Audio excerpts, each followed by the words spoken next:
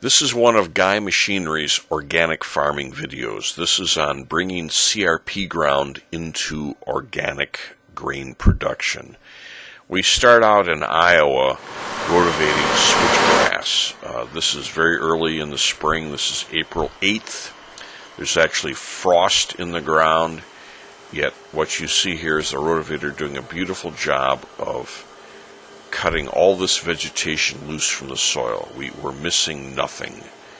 The power is going from the engine directly into the blades, and when you set the depth properly, we just don't miss anything. We're in control of the tilth.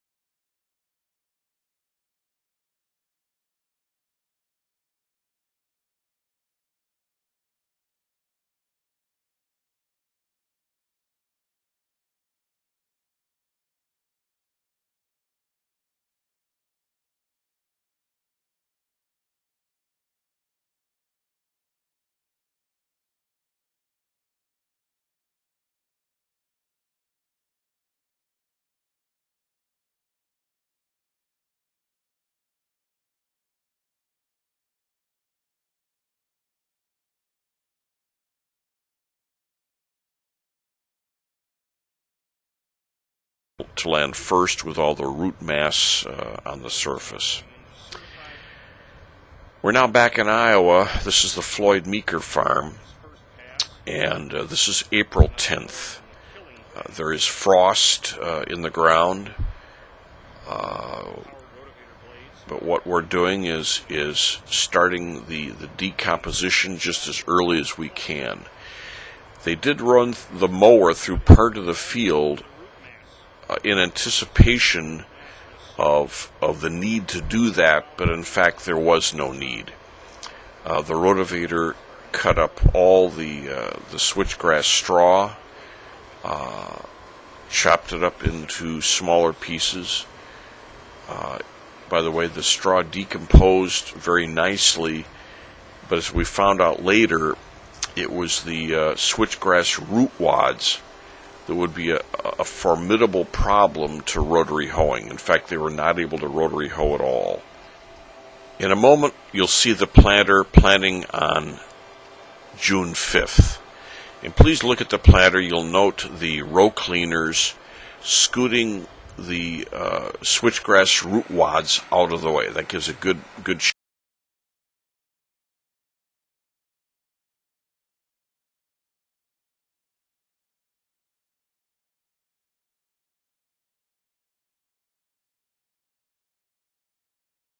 fifth. This field was rotavated on about the 10th of April, and it wasn't really dry here then. It was still wet, and actually there was even a little bit of frost in the ground then.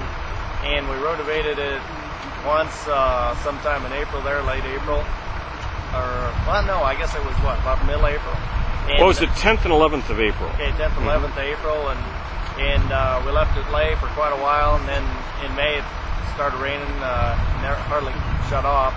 So, and we wanted to hit it with a rotavator again, but the rotavator was elsewhere, so this field has been, this field cultivated twice, and we're planting, and it's going to have to be good enough, just due to the weather. It's not ideal, but it's the only field we can go on, and I feel that probably that's because of all the humus that we've turned under and worked in, and just the way the tool works. And basically, as far as erosion, just negligible, very little erosion at all. There's some pretty good sized hills around here too, but it's just amazing when you you just peeled open that soil a moment ago, the volume of decaying vegetation you found in the soil. A lot of earthworm activity. We've real happy with that, of course, and overall we're pretty well satisfied. We do wish we could have hit it another time with a rotavator, but you don't always get to do everything you want to do. It's one of those partnership deals where sometimes it's not always, you know, where you need it. That's right. But we'll be back when we start cultivating. That'll be interesting to see the crop up and start the cultivating. Well, great, Dean. I'll let you get going. Okay. We're on the Floyd Meeker farm in Muscatine, Iowa. This is the field where Floyd had grown switchgrass for 10 years, selling the seed to other farmers that needed it to seed their ground down for the CRP program. This is ground that was rotavated for the first time the 10th of April, and then it stayed so wet Floyd was not able to get back in here until the 1st of June, where they hit it once with a field cultivator. And they came back the 5th of June, hit it again with a field cultivator, then planted it the 5th. Now this weedy area right out here in the middle, you see right in front of me, is a low piece where it was just so wet on the 1st and the 5th of June they went around it. So you can see the weed pressure that existed from basically no tillage except that done on the 10th of April. 10th of April, when we were here rotavating, there was frost in the ground.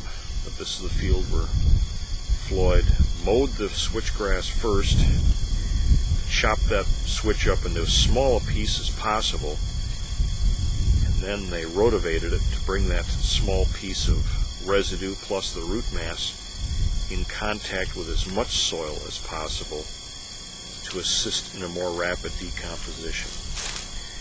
What's interesting is when you look out here, you'll see quite large chunks of root mass that is dead. The switchgrass root is very fibrous, and it's going to take a long time to decompose. This is Floyd Meeker, and he's holding one of the switchgrass root masses that we found laying right on top of the ground in sort of the middle where he had cultivated, and as you can see, it's just so dense and so fibrous it's going to take quite a long time for it to decompose, but the field is just littered with these. And the other thing that's so very noticeable is how soft and spongy this ground is. Floyd and his wife were out here pulling weeds earlier, as I was just earlier a moment ago, and I was amazed with how easily these weeds pulled out because the ground is so soft and spongy. But Floyd, it rained one heck of a lot in April, late April and May, so much that you were not able to get in here at all until the 1st of June. How much rain fell in late April and May? I think somebody said 16, 17 inches. I recall it was a tremendous amount.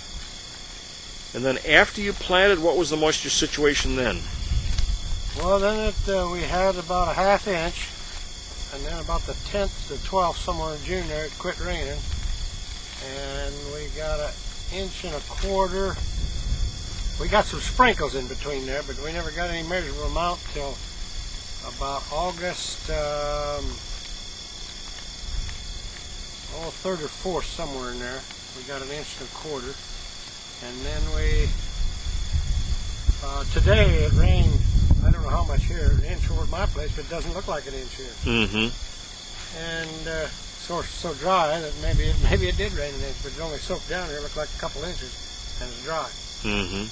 So yeah, we were awful dry here, and we was hoping it'd do better than this, but it don't look like it did too bad for very little rain. What's noticeable is when it's clean, it's very clean, and except for that wet hole out there, why, there's not a heck of a lot of weed pressure. The switchgrass was killed almost thoroughly. There's a little bit of foxtail, not much, but I would say compared to some of the no-till fields in the area, looks pretty darn clean to me. You say it was really clean up until about when, and then things really came on strong?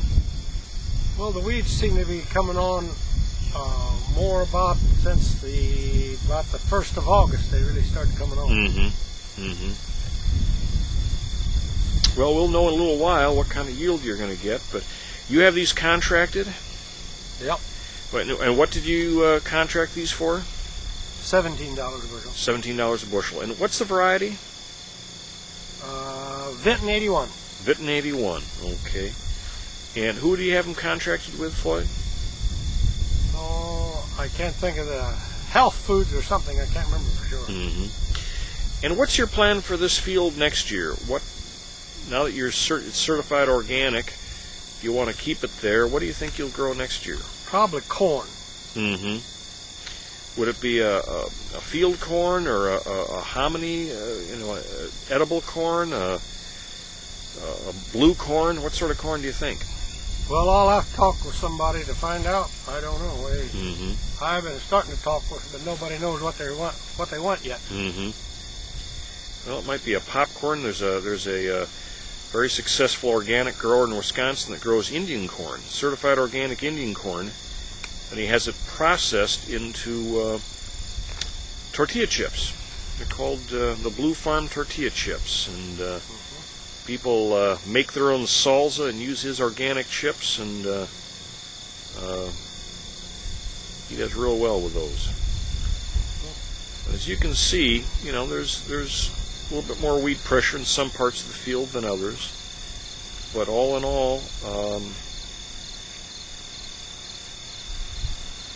if you were to drive around the country and if you could get a real story on each and every field from the farmer responsible for growing that crop, I think you'd find some no-till soybeans that are a heck of a lot weedier, representing considerable expenditure on weed control that was ineffective. So what we have here is some weed control, not 100%, but sometimes you can't afford 100%. But what you do have is a very good stand of soybeans and grown without any pesticides whatsoever. So Floyd, before we leave the field, we really need to discuss your weed control in these certified organic soybeans. And as I recall, the planting date was the 5th of June. What was the next thing you did for weed control?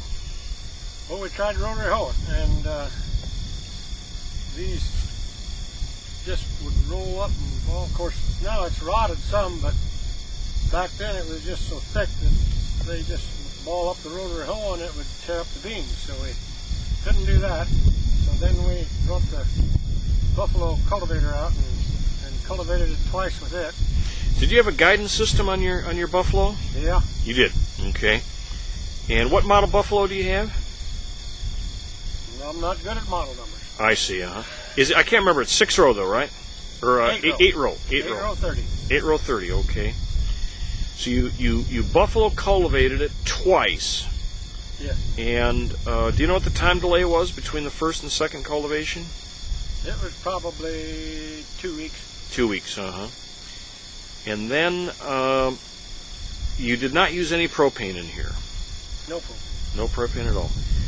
So basically, the weed control we see here is from what the Rotavator did and the field cultivator before any planting took place, and then 2 trips with a buffalo field cultivator, or buffalo row cultivator.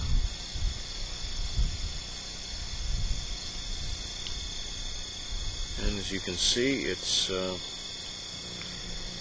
a little ridge to it. A little soil was thrown up in the row. And what's also very interesting is that very little switch grass grew back. I mean, that was not a factor out here whatsoever.